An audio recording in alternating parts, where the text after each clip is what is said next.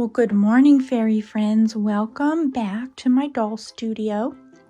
It's kind of a gray day out, so I've turned on all the lights in here to kind of make it to be just bright and cheerful and warm. And I have a lot of stuff going on as usual. I found some very large wigs for my Thumbelina dolls.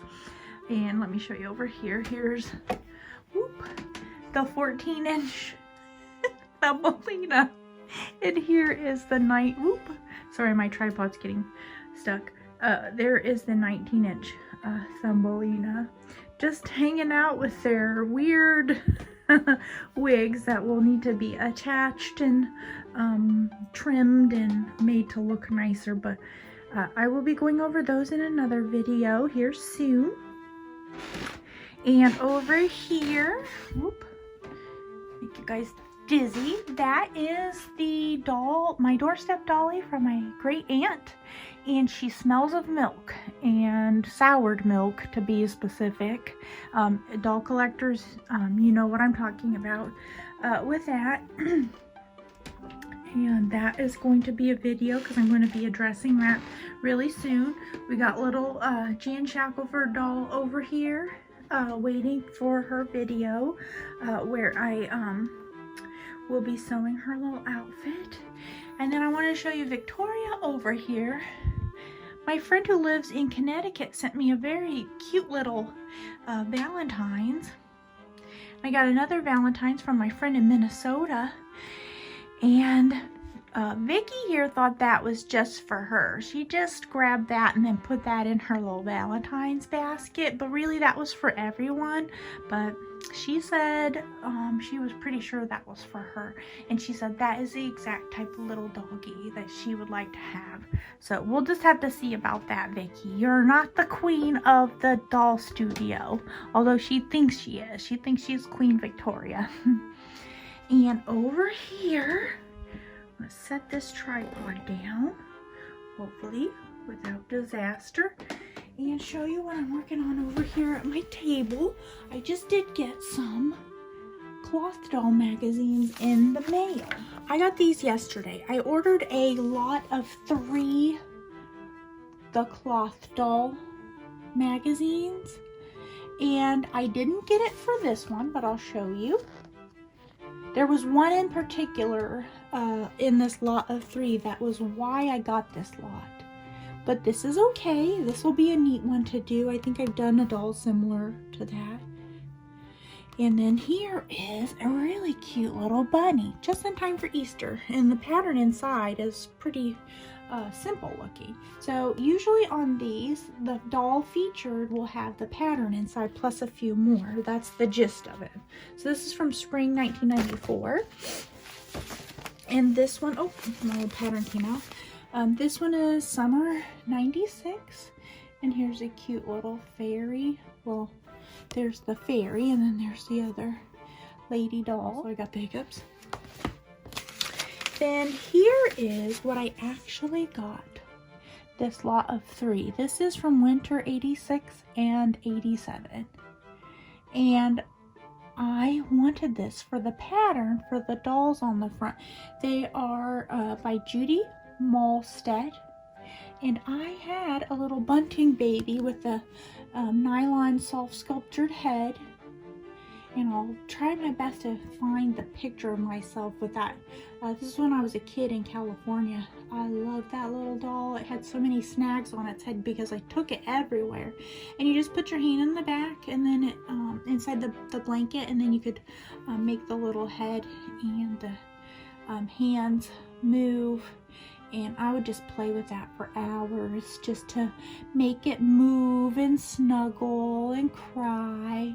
So I got a lot of puppetry skills from that little lady. But unfortunately, this is one of the rare cases of this magazine where the front photo, and it does say 4 patterns in this issue and much more, that is not one of them. So I'm doing a call out to all my dolly friends. If you happen to have this, pattern, or if you happen to know someone who does that can tell me where I can obtain one, I really would like to create this. Mine, like I said, was a puppet inside the blanket. It didn't have feet, so I mean, I really did want to make this particular full body baby. And it did come with this. This is a pull-out pattern in here, and it's a Kewpie in cloth. And the funny thing about this is, well, at least to me, I should say the curious thing to me, it's not really funny, when our basement flooded, I did have either it was Butterick or a Simplicity pattern for cloth Kewpie. It was 2 different dolls, and it was a whole wardrobe, but it got ruined when the basement flooded. So I had to throw it out, and I never did get around to finding it again. So this is kind of neat. It's like the Kewpies always find their way back to me. So, and this actually looks kind of simple. It looks a lot simpler than the pattern I had for sure. So you guys might be seeing this very soon. Who knows? So even though I didn't get the pattern that I was wanting, I did get some other patterns. And then this little page from a doll magazine was tucked in one of these.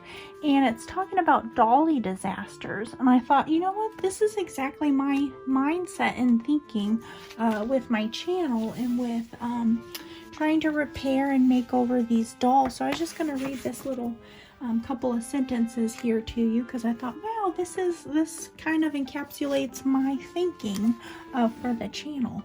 Dolly disasters, they happen to the best of us, but by learning from others' mistakes, perhaps you might avoid some of your own. Or even if tragedies do occur, you'll be better able to handle them with a measure of humor and resignation. And I feel like I try to make this channel fun. If you're into dolls, then it's going to be fun. Obviously, if you're not, then this is going to be terribly boring, so why bother? But I try to add a little bit of humor, and I feel as though I approach everything as a beginner. I always think, you know, I don't know everything. I do have some knowledge and some skills under my belt that I've earned over the years through trial and error, but we're learning every day, and I approach that. I have that approach with everything in life. I just start as what I call a humble beginner, and just have that mindset and be willing to be teachable, be willing to learn something. So what I share here on the channel, like I often say, it's not the best way. It's certainly not the only way. It's my way, and sometimes that changes. When I find a way to do something a little bit differently, then I go ahead. And sometimes you guys are witness to my mistakes and my tragedies, or tragedies, my doll tragedies.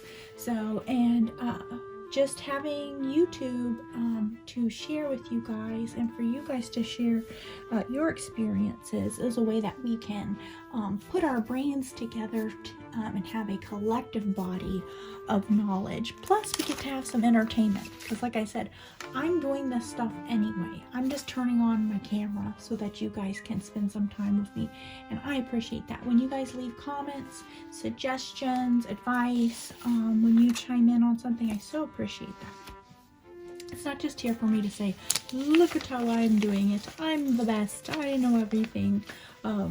No, that's not what this is about. This is always, and this is what I feel like with life, it's about learning and growing. So I appreciate you guys, as always, spending some time with me. There's tons of stuff that I know that you could be doing with your time, and you tune in here, and I appreciate that so much. And I hope that you guys have a magical day, and I will chat with you again soon. Bye-bye.